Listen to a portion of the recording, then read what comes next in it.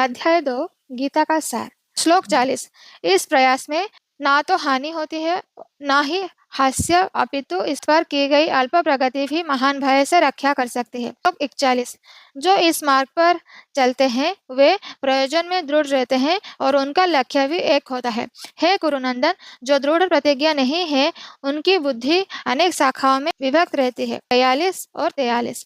अल्पज्ञानी मनुष्य वेदों के उन अलंकारी शब्दों के प्रति अत्यधिक आसक्त रहते हैं जो स्वर्ग की प्राप्ति, अच्छे जन्म, शक्ति इत्यादि के लिए विविध सकाम कर्म करने की संस्तुति करते हैं। इंद्रिय तृप्ति तथा ऐश्वर्यमय जीवन की अभिलाषा के कारण वे कहते हैं कि इससे बढ़कर और कुछ नहीं है। 44। जो लोग इंद्रिय भोग तथा भौतिक ऐश्वर्य के प्रति अत्यधिक आसक्त होने से ऐसी वस्तुओं से मोहग्रस्त हो जाते हैं, उनके मनों में भगवान के प्रति भक्ति का दृढ़ निश्चय नहीं होता। 45।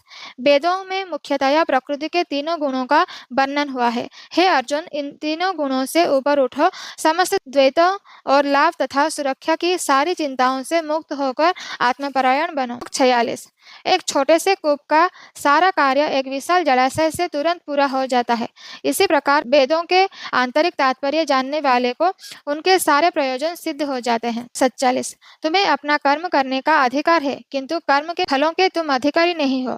तुम ना तो कभी अपने आप को अपने कर्मों के फलों का कारण मानो, ना ही कर्म ना करने में कभी आसक्त हो। 48। हे अर्जुन, जय अथवा पराजय की समस्त आसक्ति त्याग कर समभाव से अपना कर्म करो, ऐसी समता योग कहलाती है। 49। हे धनंजय, भक्ति के द्वारा समस्त गहित कर्मों से दूर रहो और ऐसी भाव से भगवान की शरण ग्रहण करो। जो व्यक्ति अपने सकाम कर्म फलों को भोगना चाहते हैं वे कृपण है। 50।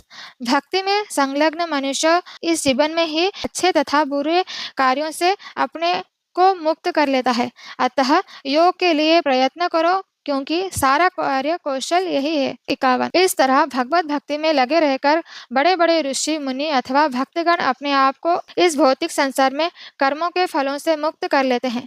इस प्रकार वे जन्म मृत्यु के चक्र से छूट जाते हैं और भगवान के पास जाकर उस अवस्था को प्राप्त करते हैं जो समस्त दुखों से परे है। 52। जब तुम्हारी बुद्धि मोह रूपी सघन वन को पार कर जाएगी तो तुम सुने हुए तथा सुनने योग्य सबके प्रति अन्यमनस्क हो जाओगे।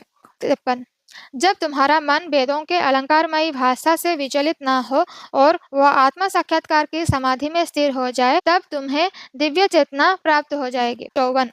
अर्जुन ने कहा, हे कृष्ण, आध्यात्म में लीन चेतना वाले व्यक्ति के क्या लक्षण है? वह कैसे बोलता है तथा उसकी भाषा क्या है? वह किस तरह बैठता है और चलता है?